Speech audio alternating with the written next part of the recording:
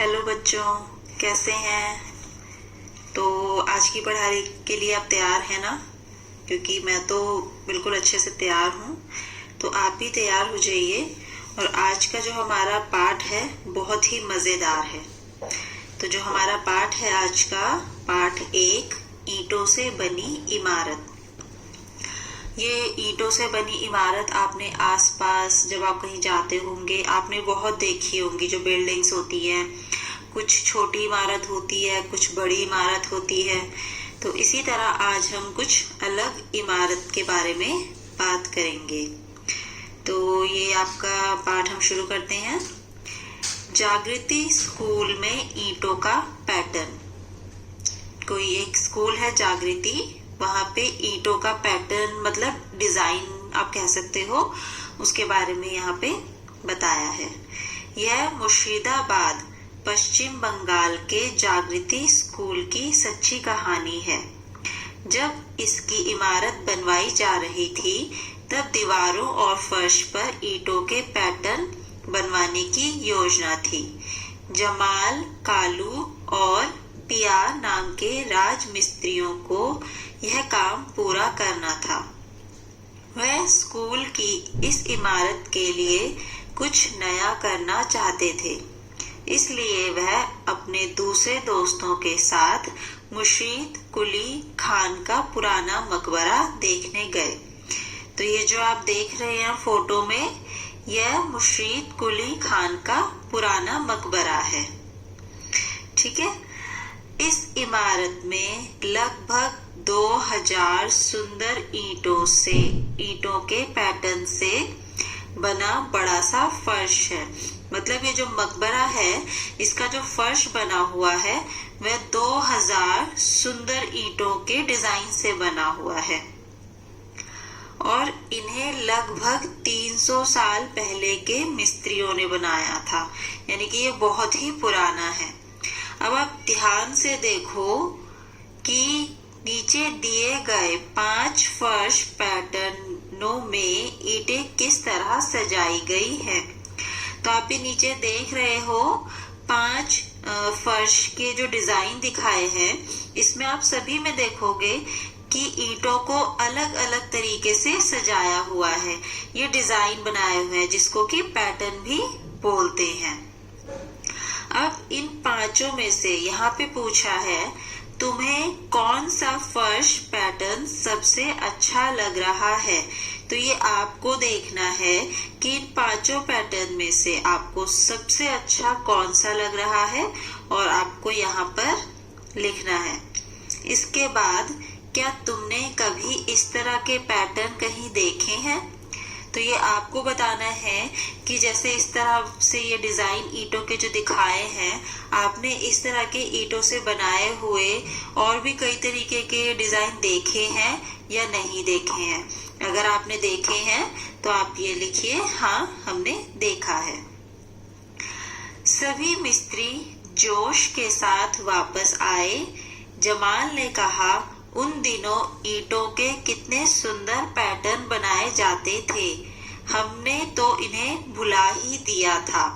चलो हम भी इस स्कूल के फर्श पर कुछ नए नए पैटर्न बनाएं।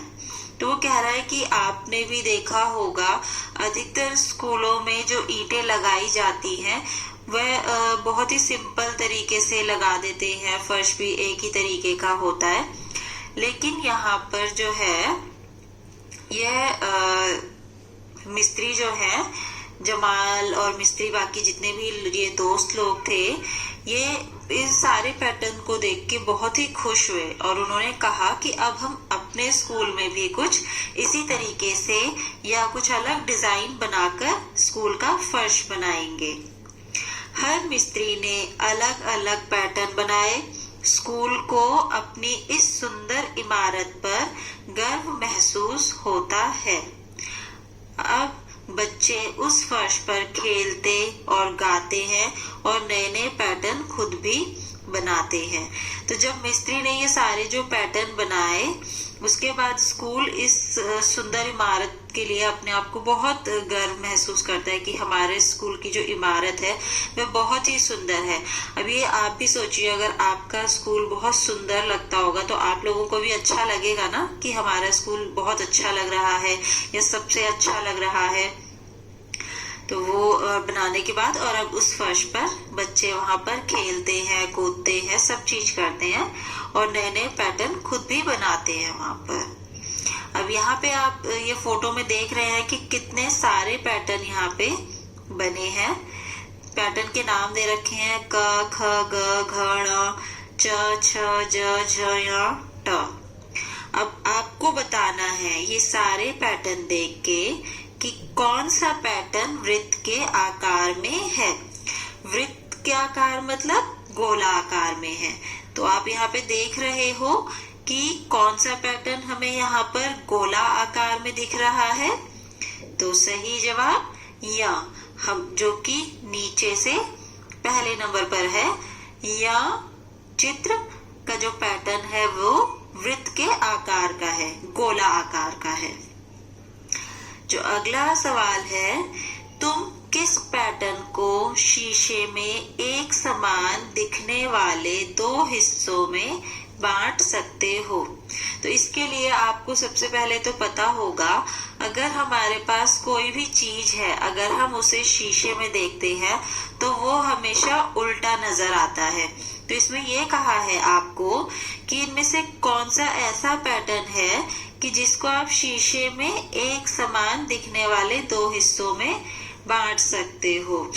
तो इसका जो जवाब है वो है क, ख, ज, झ और य।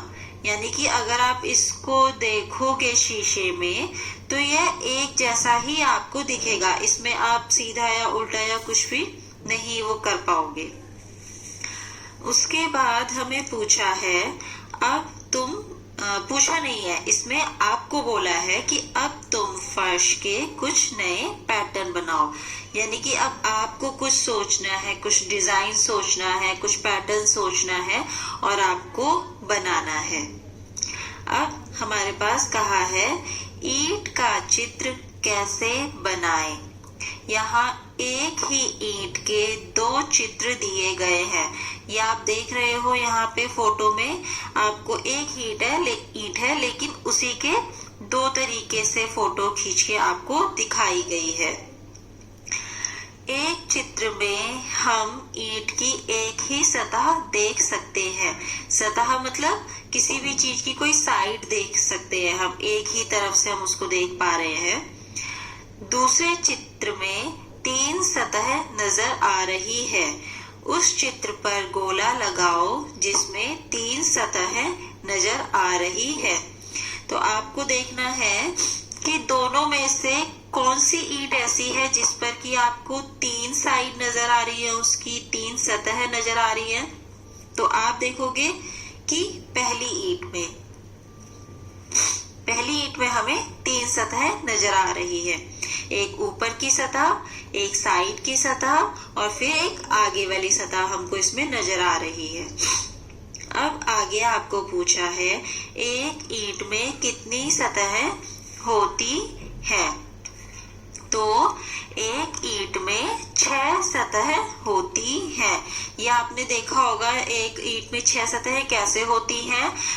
दो तो दाएं और बाएं वाली सतह हो गई है। आप इस ईंट में भी देख सकते हैं, एक आप दाएं तरफ से देख रहे हो, एक बाएं तरफ से देख रहे हो। ये दो सतह हो गई। फिर आप एक ऊपर से देखोगे, एक नीचे से देखोगे इसको, तो 2 और 2 4 सतह। अब आप एक इसकी आगे की सतह है और एक पीछे की सतह, यानी कि 6 सतह। तो ईंट में 6 सतह होती हैं। अब हमें पूछा है कि क्या कोई सतह वर्ग के आकार की है। तो ये आप यहाँ पे खुद ही देख रहे हो कि ईंट की कोई भी सतह वर्ग के आकार की नहीं है। वर्ग का आकार कौन सा होता है, जिसमें कि उसकी चारों भुजाएं यानी कि चारों साइड्स बराबर होती है।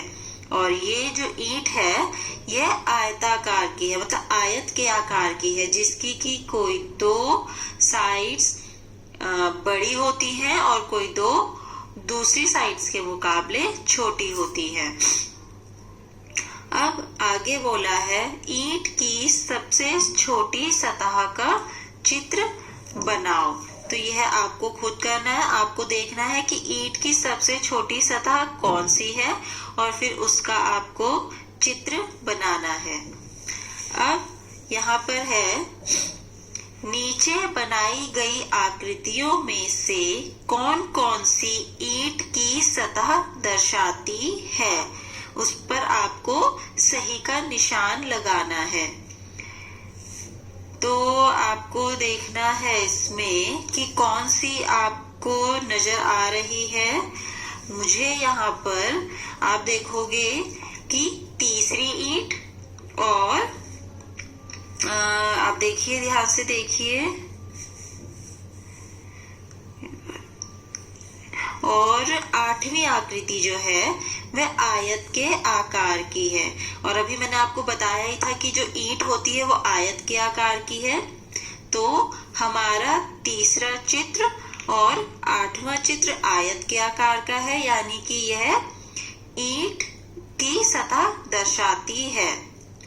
अब हमें बोला है नीचे इनमें से कौन सा चित्र ईंट का है, उस पर सही निशान लगाओ। तो आप इसमें देखोगे कि पहला चित्र जो है वो सिलेंडर के आकार का है, तो ऐसी तो ईंट नहीं होती है। जो दूसरा चित्र है वो हमारा वर्ग का हमें दिख रहा है, कुछ वर्ग जैसा है।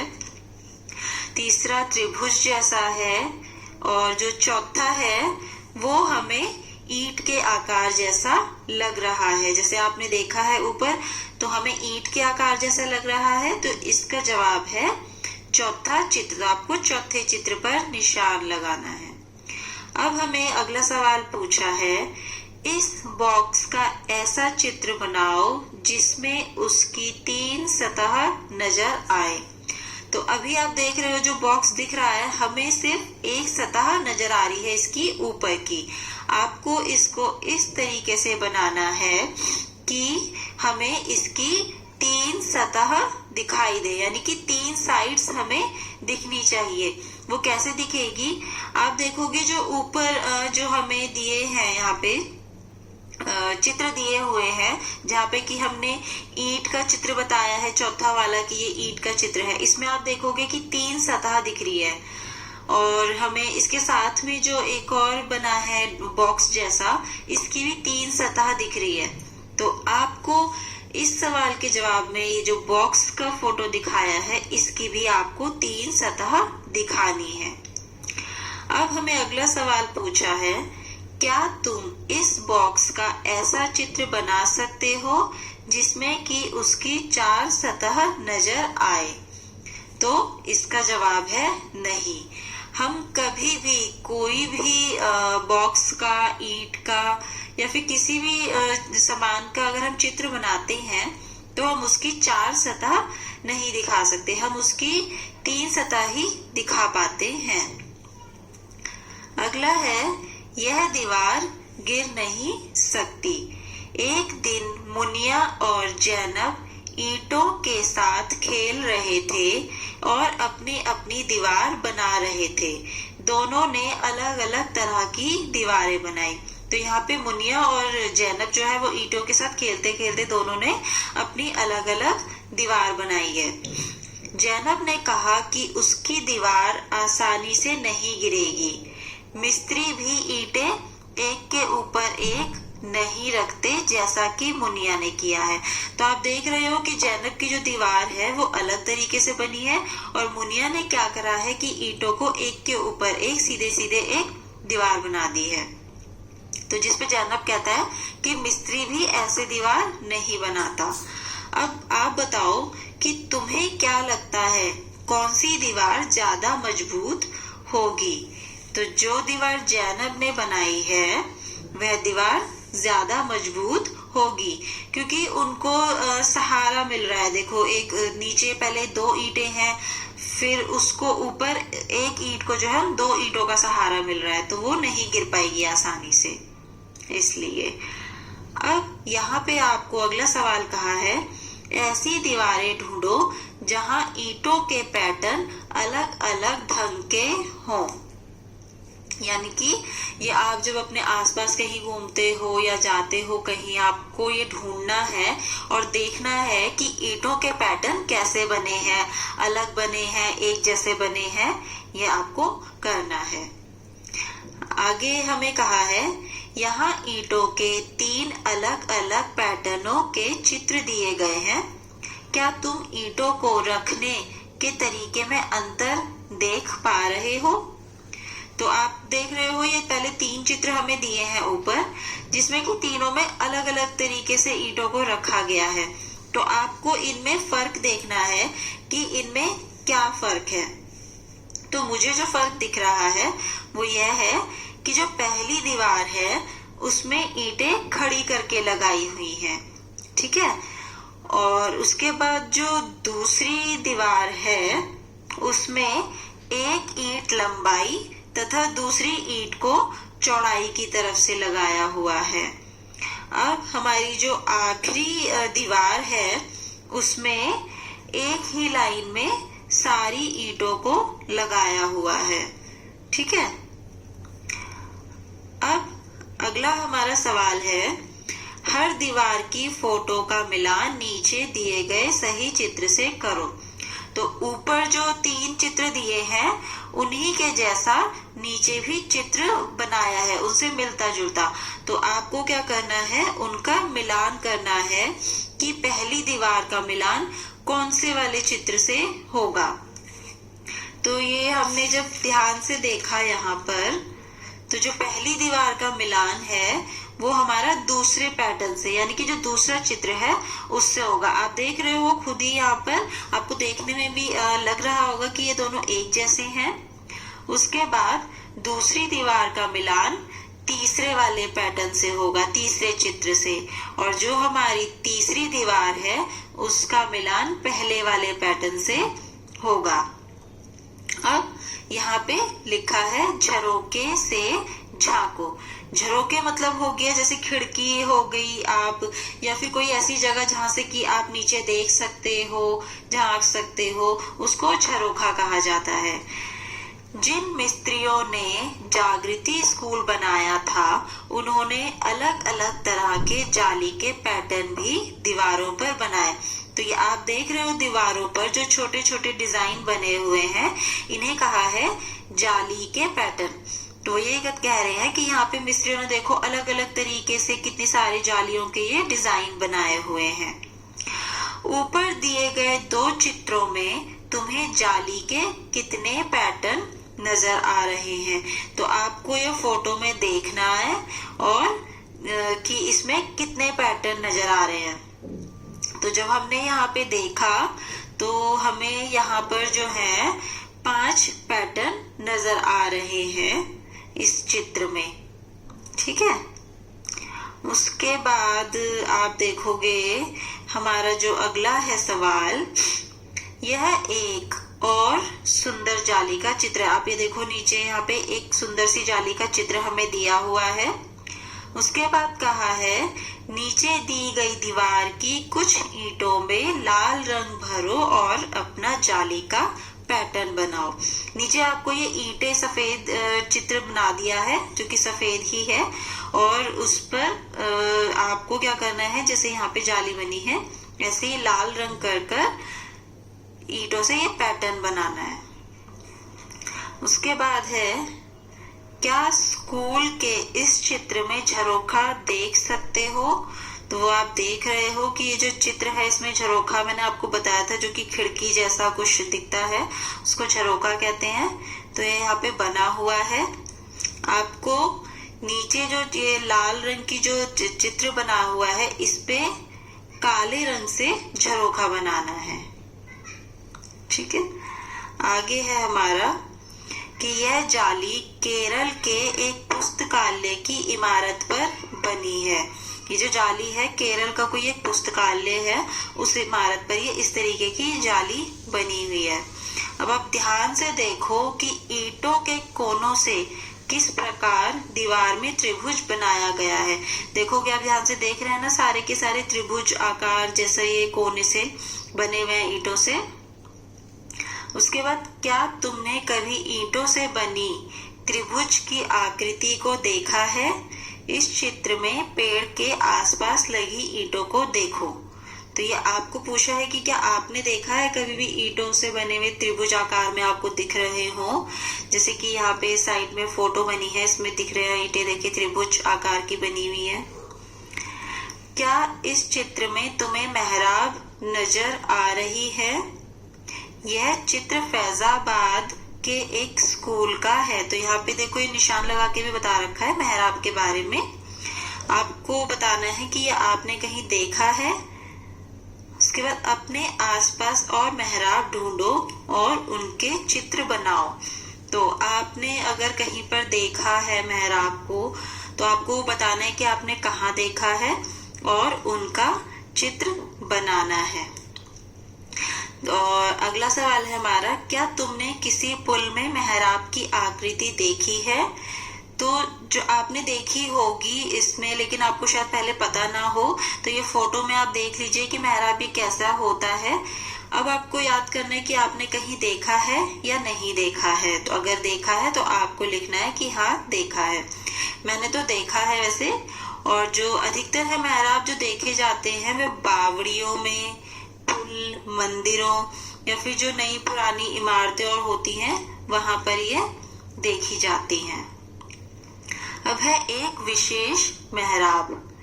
यह चित्र ओरछा से लिया गया है। देखो इसमें मेहराब की बनावट कैसी बनी है। देखो ये ओरछा का चित्र है और इसमें मेहराब की देखो बनावट कैसी बनी हुई है। तीर से आपको दिखा रखा है यहाँ पे। इसका नाम भी बहुत अच्छा है, घूंघट वाली मेहराब। इस मेहराब का नाम दे रखा है इन लोगों ने, घूंघट वाली मेहराब। इस खिड़की की जाली सुंदर है ना। यहाँ पे आपसे पूछ रहे कि देखो इस साइड में खिड़की बनी है, उसमें जाली जो बनी है वो बहुत ही सुंदर है। यह पतली ईंटों से बनाई गई है। वो आप देख ही रहे हो फोटो में कि कितनी पतली पतली ईंटें हैं, वरना जो और ईंटें होती हैं या फिर जो आसपास की आप इमारत पे देख रहे हो ईंटें जो इस्तेमाल हुई है वो मोटी है। लेकिन ये खिड़की का जो पैटर्न है इसके लिए पतली ईंटों से ये डिजाइन बनाया है। क्या तुमने कभी पतली ईंटें देखी हैं? अब आपको ये आसपास देखना है या आपने पहले कभी ऐसी पतली ईंटें देखी हैं, वो आपको बताना है। इसके बाद है, जागृति स्कूल के मिस्त्रियों जमाल और कालू ने बताया कि उनके दादाजी कई अलग अलग तरह की ईंटों का प्रयोग किया करते थे। जो जमाल और कालू के दादाजी थे वे भी मिस्त्री थे और वो अलग अलग तरह की ईंटों का प्रयोग करते थे अपने काम में। कुछ को चित्र में दिखाया गया। ये चित्र में आप देखोगे कि बहुत सारी अलग अलग तरह की ईंटें दिखाई हैं। इनमें से किस ईंट के घुमावदार किनारे हैं?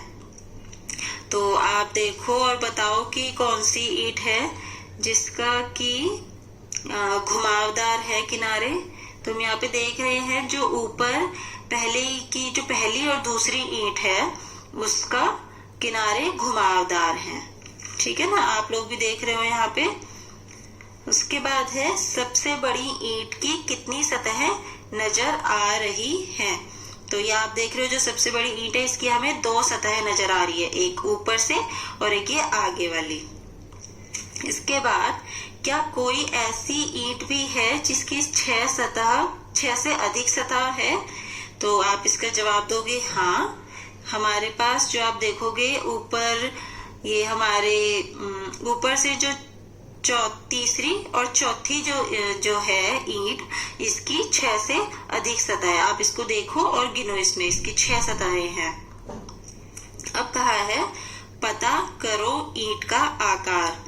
क्या तुमने अलग अलग आकार की ईंटें देखी हैं? तो ये आपको लिखना है यहाँ पर। अगर आपने अलग अलग आकार की ईंटें देखी हैं तो आप लिखोगे हाँ, अगर नहीं देखी हैं तो नहीं लिखोगे। अब आपको आपको एक ईंट लेनी है। यहाँ पे कहा है एक ईंट को लेकर उसे मापो। आपको एक ईंट लेनी है। उसके बाद सबसे पहले यहाँ पे पूछा है उसकी लंबाई कितनी है, तो आपको ईंट लेकर उसकी लंबाई नापनी है और उसके बाद सेंटीमीटर पे आप उसकी लंबाई नाप के यहाँ पे लिखेंगे।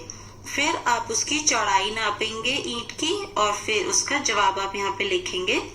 वैसे मैं ये कहती हूँ कि ईंट की जो लंबाई है वो लगभग 20 सेंटीमीटर के आसपास होती है और चौड़ाई जो है उसकी 10 सेंटीमीटर के आसपास होगी। अब पूछा है उसकी ऊंचाई कितनी है, तो ऊंचाई उसकी 5 सेंटीमीटर के आसपास होगी। लेकिन आपको खुद से एक ईंट लेनी है और उसका नाप के फिर आपको लिखना है यहाँ पे। अगला सवाल है, मुनिया 1 मीटर लंबी दीवार बनाना चाहती है, उसे एक कतार में कितनी ईंटें लगानी होगी। तो आपको क्या उसमें बोला है कि 1 मीटर लंबी दीवार बनानी है, तो उसके लिए आपको पता है कि 1 मीटर में 100 सेंटीमीटर होते हैं और ईंट की जो लंबाई है हमने ऊपर कहा कि लगभग 20 सेंटीमीटर है। तो हम क्या करेंगे कि 1 मीटर में कितनी ईंटें हमें लगानी है, तो 1 मीटर में 100 सेंटीमीटर होते हैं। तो आप क्या करोगे, 100 को 20 से भाग दे दोगे, तो आपका जो जवाब आएगा वो है 5 ईंटें। यानी कि 1 मीटर लंबी दीवार बनाने के लिए मुनिया को 5 ईंट लगानी पड़ेगी। अब यहाँ पे एक चित्र और दिखाया है जिसमें कि एक ये बना हुआ है, भट्टी बनी है ईंट बनाने वाली। तो गणेश और साहिबा ईंट बनाने वाली भट्टी के पास रहते हैं। अब आपको अंदाजा लगाना है कि यह चिमनी कितनी ऊंची होगी। तो इसमें कहा है ये लगभग 5 मीटर, लगभग 15 मीटर और लगभग 50 मीटर। तो आपको ये देखने से ही पता चल रहा है कि ये बहुत ही बड़ी भट्टी है। ये 5 मीटर और 15 मीटर से तो बहुत बड़ी लग रही है ये देख के। तो हम इसका जवाब देंगे लगभग 50 मीटर। अब इसमें कहा है गणेश और साहिबा को धूप में सुखाई गई ईंटों की एक लंबी कतार को देखना अच्छा लगता है। वह ईंटों को बनते हुए भी देखते हैं। नीचे ईंटों की भट्टी के 4 चित्र दिए गए हैं जो क्रम में नहीं है। उन्हें ध्यान से देखो, सही क्रम में लिखो। तो आप ये देख रहे हो कि किसी भी काम को जब हम करते हैं तो उसको जो पहले का काम है उसमें पहले बताया जाता है, फिर जो उसके बाद किया जाता है उसके बाद उसके बारे में बताया जाता है। लेकिन इन्होंने जो यह चित्र लगाए हैं इन्होंने उल्टा पुल्टा करके लगा दिया है। जो काम सबसे आखिरी में होता है उन्होंने उसका चित्र सबसे पहले लगा दिया है। तो आपको इसको सही क्रम में लिखना है कि अगर कोई ईंट बनाई जाएगी तो सबसे पहले उसके लिए क्या किया जाएगा। तो इसका जो सही क्रम है वो है ग। सबसे पहले हमें ईंटों के लिए देखो ये मिट्टी खोदनी पड़ेगी, उसको बनाना पड़ेगा। उसके बाद है घ, जब ये यहाँ पे इसको सांचों में डाल रहे हैं। फिर है ख, जब सांचों से निकाल रहे हैं। और फिर है क, जबकि इन्हें ईंटों को सुखाने के लिए इन्होंने रख दिया है। तो सही क्रम है ग, घ, ख और क। अब यहाँ पे पूछा है क्या तुमने कभी ईंट पकाने की भट्टी देखी है? क्या तुमने कभी यह अंदाजा लगाया है कि वहां कितनी ईंटें हो सकती हैं? तो आप कहोगे कि आपने देखी है या नहीं वो आपको बताना है, पर मैं अपना बताऊंगी कि मैंने वैसे देखी तो नहीं है, पर यह है कि ईंटों के लिए जो है चिकनी मिट्टी का उपयोग होता है। नहीं, एक हमारा सवाल रह गया है। इसमें लिखा है जमीन से खोदकर निकाली गई मिट्टी से ईंटें कैसे बनाई जाती है? चित्र देखो और समूह में चर्चा करो। तो जमीन से खोदकर जो मिट्टी बनाई जाती है वह आपको अगर पता है तो आपको वो लिखना है, नहीं पता तो मैं आपको थोड़ा सा उस बारे में बता देती हूँ। ईंटों के लिए चिकनी मिट्टी का हम लोग उपयोग करते हैं। तो हम क्या करते हैं, सबसे पहले खोद कर हम चिकनी मिट्टी को निकालते हैं। उसके बाद उसको खूब मथा जाता है ताकि वह थोड़ा सा नरम हो जाए। फिर उसको हम साँचों में डालते हैं और साँचों में डालने के बाद हम उनको थोड़ा सा मिट्टी साँचे का रूप ले लेती है। फिर हम साँचों को खाली कर देते हैं और उन्हें सुखाने के लिए छोड़ देते हैं। और फिर जो हमारे बन जाती है, इनको हम भट्टी में आग पर तपाते हैं ताकि यह मजबूत ईंट बन जाए। अब हमें पूछा है, क्या तुमने कभी ईंट पकाने की भट्टी देखी है? क्या तुमने कभी यह अंदाजा लगाया है कि वहाँ कितनी ईंटें हो सकती है? तो मैंने ईंटों की भट्टी तो नहीं देखी है, पर हाँ, हम यह अंदाजा लगा सकते हैं कि वहां पर लाखों में ईंटें होती होंगी, बहुत सारी ईंटें होती होंगी वहां पर। भारत में ईंटों की बहुत सारी भट्टी है, हजारों की संख्या में, शायद 100,000 से भी ज्यादा। क्या तुम अंदाजा लगा सकते हो कि यह कितनी बड़ी संख्या है? तो हाँ, जो 100,000 है ये बहुत ही बड़ी संख्या है, यानी कि इसमें हमारा जो 1000 है हम उसको 100 बारी गिन रहे हैं। और जब हम 100,000 को 100 बार गिनते हैं तो हमारा जो बनता है उस संख्या को हम 1 लाख कहते हैं। क्या तुम इसे लिख सकते हो? अपने दोस्तों से पूछो कि उन्हें 1 लाख की संख्या कहाँ सुनी है। तो हाँ, हम 1 लाख लिख सकते हैं। आपने ये पहले सीखा होगा, इकाई, दहाई, सैकड़ा, हजार, 10,000 और फिर लाख। तो जो हम 1 लाख लिखेंगे उसके लिए हमारी 5 जीरो होगी और उसके साथ हम 1 लिखेंगे, जिससे हमारा 1 लाख बन जाएगा। अब आपको ये बताना है कि आपने क्या 1 लाख सुना है कहीं? तो आपने सुना ही होगा, कभी टीवी में, टेलीविजन में सुना होगा, या फिर जब आपके माता पिता बात करते होंगे आपस में कि वहां पर 1 लाख रुपए खर्च हो गए, या ऐसे कुछ बातचीत में, या फिर आप उनसे पूछ भी सकते हैं, बातचीत कर सकते हैं कि उन्होंने सुना है या नहीं। तो ये 1 लाख हमने वैसे टेलीविजन या रेडियो में सुनते हैं। अब इसमें है अगला, पता करो। इन चित्रों को देखो और अंदाजा लगाओ कि इस ट्रक में कितनी ईंटें ढोई जाती हैं। तो मुझे तो अंदाजे से लग रहा है देख के कि 4500, शायद लगभग 4500 ईंटें ये ट्रक ढो सकता है। या इसके लिए, या फिर आप किसी ड्राइवर से भी पता लगा सकते हैं। जब भी कोई आप देखो आसपास कोई ट्रक ईंटों से भरा हो, उसका ड्राइवर हो, तो आप उससे पूछ सकते हो कि उस ट्रक में कितनी ईंटें ढोई जाती हैं। अब है मन ही मन गणित। भजन ने ईंटें खरीदी। यहाँ पे कहा है, भजन ईंटें खरीदने गया, उसे पता चला कि ईंटों की कीमत हमेशा 1000 ईंटों के हिसाब से होती है। अलग अलग ईंटों के हिसाब से कीमतें भी अलग अलग होती हैं। मतलब यह है कि यहाँ पे कहा है ईंटों की कीमत हमेशा 1000 ईंटों के हिसाब से होती है। तो आप जब भी ईंट लेने जाओगे तो आपको जो उसकी कीमत बताएंगे वो 1000 ईंटों का ही बताएंगे कि 1000 ईंटों का यह कीमत है। तो आपको नीचे कीमत दी है। अगर जो पुरानी ईंटें अगर आप लेते हो तो वो 1200 रुपए की आएंगी प्रति 1000, यानी कि 1200 रुपए में 1000 ईंटें आएंगी। अगर ईटापुर की नई ईंटें खरीदते हो तो 1800 रुपए में आएंगी 1000 ईंटें। उसके बाद कहा है, बिकराबाद की नई ईंटें अगर आप खरीदते हो तो 2000 में आएंगी 1000 ईंटें। अब भजन ने बिकराबाद से नई ईंटें खरीदने का तय किया। बिकराबाद की नई ईंटों का क्या कीमत है? 2000 प्रति 1000, यानी कि 2000 में 1000 ईंटें। उसने 3000 ईंटें खरीदी। उसने कितने पैसे दिए? तो ये आपको करना है।